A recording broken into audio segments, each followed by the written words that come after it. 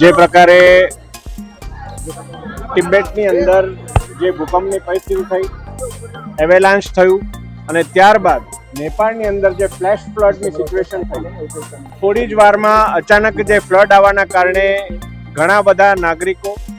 પ્રવાસીઓ અને ખાસ કરીને કૈલાસ માનસરોવરના યાત્રીઓ તેઓ અત્યારે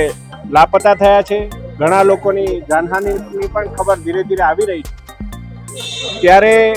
આ સમગ્ર પરિસ્થિતિની અંદર આપણા દેશના માનનીય વડાપ્રધાન શ્રી નરેન્દ્ર મોદી સાહેબે નેપાળના પ્રધાનમંત્રી સાથે વાત પણ કરી છે.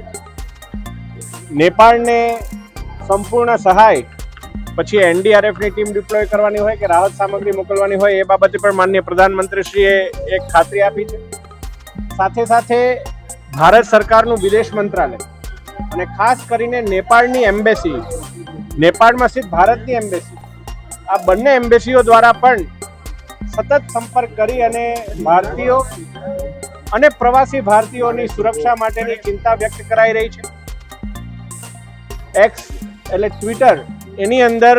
ઇન્ડિયા ઇન નેપાળ હેન્ડલથી વિગતો અપડેટ થઈ રહી છે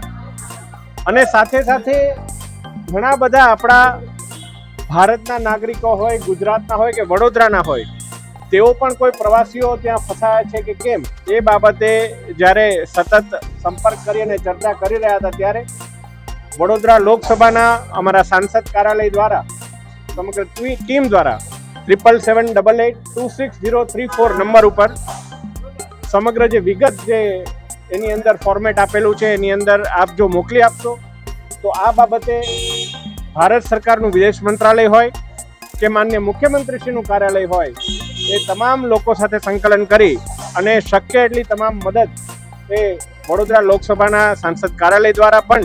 આપવામાં આવશે. એ બાબતની હું આપના માધ્યમથી વડોદરા લોકસભાના સર્વે નાગરિકોને હું અપીલ કરું છું.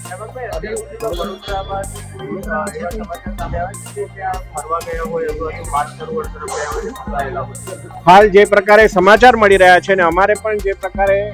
વિદેશ મંત્રાલયના અધિકારીશ્રીઓ, ગુજરાત સરકારના અધિકારીશ્રીઓ સાથે જે વાત ચાલી રહી છે, ત્યારે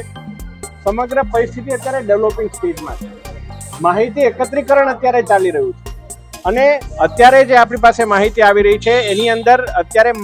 માત્ર ભારતીયોની માહિતી આવી રહી છે. એનું વર્ગીકરણ રાજ્યો વાઇઝ કરવાનું હજુ બાકી હોવાથી આપણે કોઈ પર્ટિક્યુલર રાજ્યનો આંકડો આપણી પાસે આવ્યો નથી, પરંતુ 100થી વધારે ભારતીયોના લાપતા થવાના સમાચાર એ આપણને મળી રહ્યા છે. કોઈ હોનારત થાય તો આપના કાર્યાલય તરફથી તરત એક્ટિવ થઈ જતી હોય છે આપણી ટીમ, અને જે પીડિતો છે અથવા પરિવારો છે તેમનો સંપર્ક વધાય તે માટેના પ્રયત્નો થતા હોય છે. આજે નેપાળમાં જે હોનારત થઈ છે આપણી ટીમ તરફથી શું કાર્યવાહી કરવામાં આવી રહી છે, કેવી રીતે માહિતી એકત્ર કરવામાં આવી રહી છે? માનનીય વડાપ્રધાન શ્રી હંમેશા પ્રત્યેક સાંસદોને લોકોની વચ્ચે અને ખાસ કરીને આવી વિકટ પરિસ્થિતિઓમાં લોકોની વચ્ચે રહેવાની એક પ્રેરણા આપતા હોય છે. પછી અમદાવાદ પ્લેન ક્રેશની દુઃખદ ઘટના હોય કે દુબઈની અંદર આપણા વેસ્ટ એશિયાના ક્રાઇસિસને કારણે યાત્રીઓ ફસાઈ જવાની ઘટના હોય, વડોદરાનું સાંસદ કાર્યાલયની સમગ્ર ટીમ હંમેશા ખડે પગે વડોદરાના લોકો માટે ઊભી રહી છે. અને આ જ પ્રકારે આ નેપાળની અંદર જે પ્રકારની હોનારત આવી છે, એમાં પણ આપણા વડોદરાના કોઈ પણ વ્યક્તિ એને વહેલામાં વહેલી તકે રાહત મળે એ માટેનો એક વિનમ્ર પ્રયાસ એ સાંસદ કાર્યાલય દ્વારા કરવામાં આવે. આપણા તરફથી જે પ્રયાસો થઈ રહ્યા છે, આપની જવાબદારી હવે નેશનલ લેવલની છે, તો આપના તમામ સ્ટેટના કાર્યકરોને કહી દેવામાં આવ્યું છે શું મદદ કરવાની, જે લોકો ફસાયેલા છે એમની માહિતી કેવી રીતે એકત્ર કરવાની, શું સૂચનાઓ આપી છે? અમારા રાષ્ટ્રીય અધ્યક્ષ માનનીય નીતિન નવીનજી માનનીય પ્રધાનમંત્રી સાથે સંકલનમાં હોય આ સમગ્ર બાબતે નેપાળના ફ્લડની આપણે વાત કરીએ તો સૌથી વધારે નેપાળનું ફ્લડ નજીકમાં પ્રભાવિત થશે તો બિહારને થશે,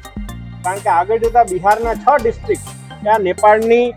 સમગ્ર ભૌગોલિક પરિસ્થિતિને અનુરૂપ આવશે. ત્યારે અમારા રાષ્ટ્રીય નેતૃત્વ પણ પ્રધાનમંત્રી કાર્યાલયના સંપર્કમાં રહીને જે કંઈ પણ યોગ્ય પગલાં હશે એ લેવામાં આવશે.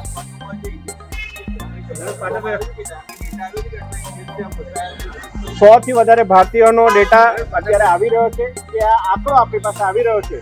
અને આ બાબતે હું આપના માધ્યમથી અપીલ પણ કરવા માંગુ છું